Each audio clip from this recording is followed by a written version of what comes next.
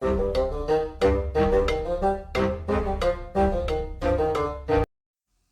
and welcome to the Critically Clueless. Today we are in Mountain Blade Bannerlords 2 and we are going to be talking about skills within the game, and I'm going to be putting them in kind of like a ranking order in which I think perhaps they are going to be useful or not useful. We're going to be going from top to bottom and I'm going to be ranking every single one of them, putting them in A, B or C tier.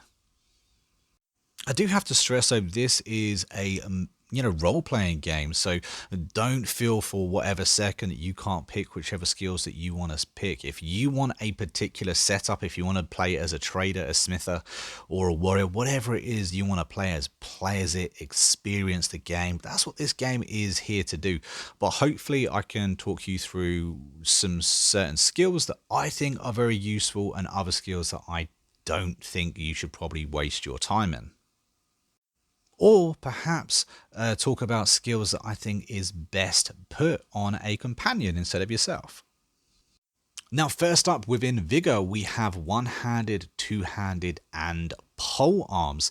Obviously, all three of these are all to do with combat, and honestly, guys, it is down to what you prefer. Whatever your preference is, I would just go with that. I know it's a bit of a cop-out. Personally, I think two-handed gives the absolute most power and most versatility. It really is the best of the one-handed and the pole hand. The two-handed is very good on horseback, and the one hand is very good up close up. The same with the pole arm being very good on horseback as well, whereas the two-hand can be used for castle sieges and things like that. I personally preference the two-handed weapons because I just think I look badass, to be fair. However, that being said, in a castle battle, and you are going to be doing an awful lot of castle battles, then one-handed weapons are probably going to be where it's at. But leveling up, all of them is still an option. I quite often get pole arms weapons kills on horseback, and I quite often get one-handed weapon kills when I'm raiding a castle as well. But if I had to put these in a tier list, it would be two-handed being A tier, one-handed being B tier, and pole arms being in C tier. Personally, I don't find pole arms that useful on horseback. It can absolutely kill. I will give it that. Up close, it is obviously horrendous. Next up, we have Control and Marchlight Vigor. These are all combat related perks. Honestly, my best pick would be to pick one of these that you like to use and just level up that. Now, personally, bows are just absolutely devastating in this game. You can fire off so many arrows with a bow, a lot quicker than you can with the crossbow. And I also feel that you get more shots than you do with throwing as well. Now, throwing is a good option and you can literally one-shot somebody with a javelin. However, you're going to very quickly run out of javelins, and unless you plan on removing all of the other weapons and just running, for instance, 3 bags of javelins, you're just not going to get the amount of kills that you're going to need to get in order to level up that stat.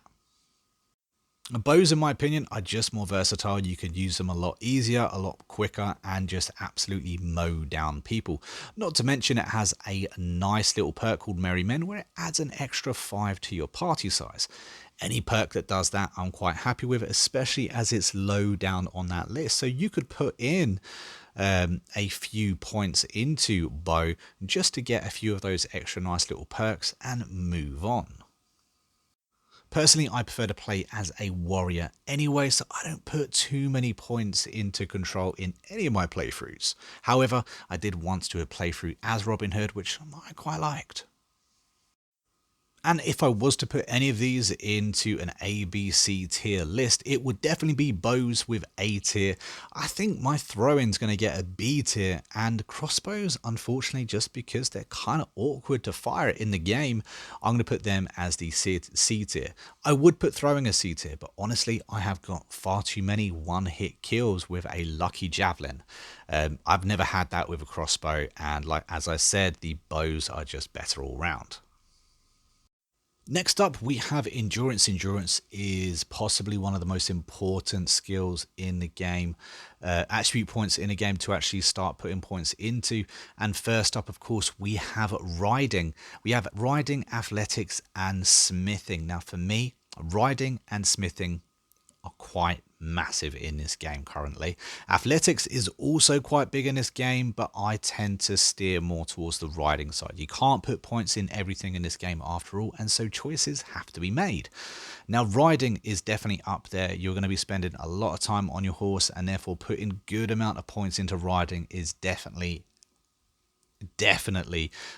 a good way to go. One of the first things you actually can get with riding, I think it's around 50 point wise, you can get something called well strapped, which will increase your mount's hit points by 20%, which can be quite massive. Don't forget, you can't even have a decent horse until you have at least 60 points into riding. So getting those points early on and focusing on riding, I think, is a really good idea. All that being said, though, athletics is still a very good option to pump points into. If you want to be able to move fast on the battlefield, or even run away from too many people that are chasing you, you don't want to be killed in that battlefield, then having high athletics will help you do that. And one of the first things you can even unlock in athletics is well built, which will increase your maximum hit points by 5 points. As you can see, I've neglected athletics in this playthrough. I would not advise neglecting athletics at all. Definitely put points into it, but I would favor one. I would favor one of these three, because putting points into all three is going to really slow down your game. And of course, moving on to smithing. Now, smithing, at the moment, you can make an incredible amount of money with smithing. I'm currently recording this in patch 1.07. We are in 2022, and you still get a lot of money in smithing. Therefore, I find having a smith character or doing a playthrough as a trader and a smither very, very lucrative. I can make an awful lot of money doing so, and so I like to put points into that. However, for my actual gameplay, for what smithing enables me to do on the battlefield, for instance, it does absolutely nothing. However, without smithing, just how well would my kingdom be running? That is a question I have to ask myself. So when it comes to endurance, this is a real hard one to put in A, B, or C. Honestly, I think all three of these could be in an A column. Athletics, riding, smithing, all incredibly important. Smithing for my kingdom has been absolutely vital, but I will put smithing as a B class skill and then put riding as the A class skill, leaving athletics in the middle for me. If you want to be able to move on that battlefield, you are going to absolutely need athletics. Moving on to Cunning. Cunning is one of those that I actually prefer these skills on companions rather than myself. They all have their uses, some more than others. However, I think that they're all better off being on a companion than myself. Scouting is so important to be able to see the enemy within the battlefield. Not only that, but to get away from them as well. It's also an incredibly important ability on anyone that you would be given their own party to, or maybe even make a caravan. If they don't have scouting, they're not going to be able to see the looters or the armies to avoid. Tactics is another one that is, again, very important. Now, tactics is all about those simulated battles. So whenever you run up to 50 looters and you decide to send the troops in because you can't be bothered to do it, it's the tactics that get put into consideration and determine the outcome of that battle. Again, this is one that I like to have quite high. However, I feel that it's better suited on a companion character rather than yourself. Again, companion characters or characters that are sent out on their own with a high tactic skill tend to do pretty well. And especially if you put this skill or have this skill on someone leading a caravan, again, it will help them out a lot to keep that caravan alive. However, on my main character, I wouldn't really invest too many points into it. And lastly, we have a roguery. Now, I like the idea of roguery, absolutely. There are some interesting and pretty cool little perks that you can get within the roguery tree line as well. And the main way that I found to level it up is simply by selling your prisoners in the tavern. If you go sell a load of prisoners to the tavern, you'll find that you will slowly and gradually level up your roguery skill. It's a good way to get some cheap experience points. But apart from that, it doesn't really have any real main impact in the game. And because of that, I'm going to put roguery in my C tier class. I actually think that scouting and tactics both go into a B tier. I don't think neither of them are kind of A class tier. Definitely B for me, and on companions at that. Moving on to social. Social is actually one of the most important lines to kind of focus on in the game, if you ask me. They have three key things, just like endurance, that every single one of them can really help you out. Charm, for instance, has a very important perk, especially since in 1.7 you seem to be less likely to be able to have children. But the first perk you can get makes you 30% more likely to have children. So powerful, and definitely one that you want to be picking up. Charm will also decide just how easily you win certain dialogue options. So if you want to get married, or if you want to convince a vessel to kind of join your army, you're going to want a high charm skill to actually manage to pull this off. If you don't have a high charm skill, it's either going to cost you an awful lot, or you are going to have to save scum an awful lot of times to kind of get those outcomes that you want. However, just literally defeating an enemy leader and giving them away, as in, saying, releasing them, that will improve your charm skill. Again, if you successfully negotiate with any of the leaders, that will also improve your charm skill. Moving on to leadership. Leadership is obviously very important. This kind of determines what your base party size is. The higher this is, the better it is for you. And you can increase your leadership by running armies. Once you finally create a kingdom, you can get just one vessel to kind of join you, run around the map, and that will slowly increase your leadership. And again, leadership is very important to having a bigger army. An early perk I actually like to pick up is Leader of the Mashes. And so every town that I own would increase my party size by 5. So it's a nice little one.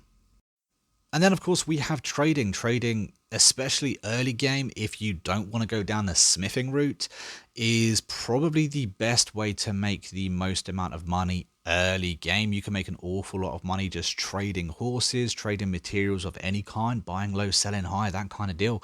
And you can even do an entire playthrough as a trader, as if you get up to level 300, you'll be able to just straight up buy castles. It's incredibly powerful depending on your playthrough. However, for me, it's probably not absolutely needed for my play style.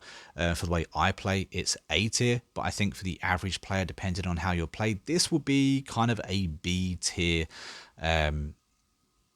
one to kind of focus on. I think that charm would be absolutely A tier, with leadership A tier as well.